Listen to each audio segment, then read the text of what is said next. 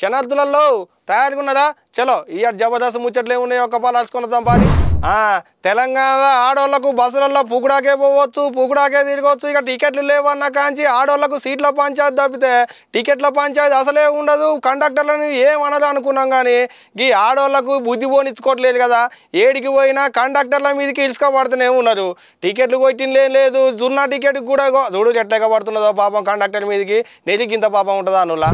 ఆడోళ్లకు బస్సులలో ఫ్రీ టికెట్లు ఇచ్చిన కాంచి ఇక కండక్టర్ల మీదకి డ్రైవర్ల మీదకి ఘనం అయ్యే కార్యాలు ఏమి ఉండవు.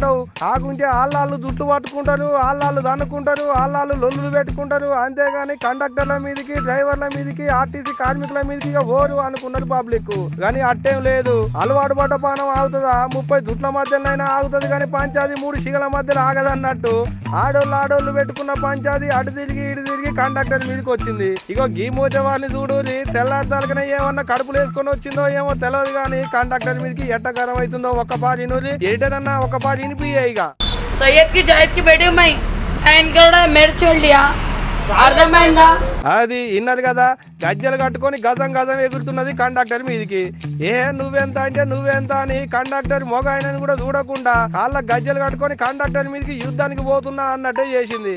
ఇక ఈమె యుద్ధానికి అన్నంత పక్క పొట్టినోళ్ళు వీడియో తీసి సోషల్ మీడియాలో ఇడిచిపెట్టేటాలకు పొట్టు తిరుగుతుంది ఈ వీడియో. ఇక ఆడబడి ఈడబడి పోలీసు వాళ్ళ కాడికి కూడా పోయినారు కదా పోలీసు వాళ్ళు. ఇక ఈమెను ఒక పాలు అడుచుకోవాలి అయింది కదా. ఇంతకు ఈ ముచ్చట ఏడైందో చెప్పలేదు కదా. ఇంకెక్కడ హైదరాబాద్ పట్టణంలో ఉన్న హయత్ నగర్ ఏరియాలో అయింది. హయత్ నగర్ కెళ్ళి హైదరాబాద్ లోపలికి వస్తున్న బస్సులు ఎక్కిన ఒక ఆమె చేసిన ఉద్దరకంగా ఇది. ఇక ఇప్పుడు ఈ ముచ్చట ఆడబడి ఈడబడి పోలీసు వాళ్ళకైతే ఎరకైంది. వాళ్ళు మాత్రం ఎందుకు ఊరుకుంటారు? వాళ్ళ తల్లికలు వాళ్ళ తల వాళ్ళు గట్టినే పోతారు కానీ ఇక పోలీసు వాళ్ళు ఆడామని జాలు చూపించి ఇడిచిపెట్టకూరి సుమా. ఇటువంటి వాళ్ళకు ఒక్కరిద్దరికి తాకిడి తగిలితేనే ఇంకోళ్ళు ఇటువంటి చేయాలంటే భయపడతారు. ఏం చెప్తున్నా? బంగారం షాపులో దొంగతనాలు చేసిన దొంగ బడివేగాలని చూసినాం. అద్దాలు వలగొట్టి ఏటీఎంలలో పడి ఉన్న కాడికి ఎత్తుకపోయిన బడివేగాలని చూసినాం. తాళాలు వలగొట్టి బ్యాంకులలో ఉన్న కాడికి చదువుకొని పోయిన దొంగల్ని కూడా చూసినాం.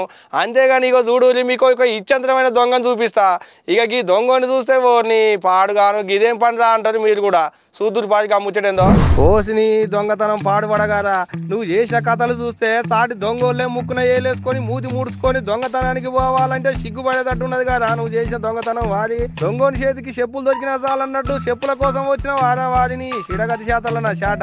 ఎవడన్నా దొంగోడై పుడితే లక్షల కోసం ఇంట్లో బీరువాలకు తాళాలు వల్ల కొడతాడు, కోట్ల కోసం బ్యాంకుల అద్దాలు వల్ల కొడతాడు, బ్యాంకులను ఏటీఎంలను లూటీ చేస్తాడు. అంతేగాని నువ్వేం దొంగవురా వారిని శాతగాని ముఖంలో నా శాట. ఉట్టి అరిగిపోయిన చెప్పుల కోసం వచ్చిన వారా అనుకుంటున్నారా కావచ్చు వీడు చేసే దొంగతనం చూసి. ఇంతకు ఏందయ్యాకి ముచ్చట అంటే సత్తుపల్లి పట్టణంలో ఒక ఇంట్లో ఎవరు లేదు చూసి దొంగతనానికి పోయినటకి మోతవారి. అడిగి పోయినాక మటానికి దొంగతనం మీద ఎక్స్పీరియన్సే లేదో లేకుంటే చెప్పులు దొరికినా చాలనుకున్నాడో ఏమో తెలియదు కానీ ఇంటి ముంగటి ఇచ్చిన పేదగాని చెప్పులు ఎత్తుకొని అవతల పడ్డాడు. ఇక చెప్పులు సెకండ్ హ్యాండ్ లో అమ్ముకున్న 10 రూపాయలు రావు గారా వారి. ఇదేం చీడగతి శాతలా నీ శాతగాని ముఖంలో నా శాట అనుకుంటా దుబ్బెత్తిపోస్తున్నారట సాటి దొంగోళ్ళు. ఇక ఏం చేస్తారు మరి వాళ్ళు మాత్రం వానికి ఎక్స్పీరియన్స్ లేదా? ఎవరు ట్రైనింగ్ ఇయ్యరాయే? ఎవరన్నా మంచి గురువు దగ్గర తీసుకొని వానికి దొంగతనం ఎట్లా చేయాలన్నా ట్రైనింగ్ అని ఇదే కాకలు అంటున్నది ముచ్చటరికైనా పబ్లిక్.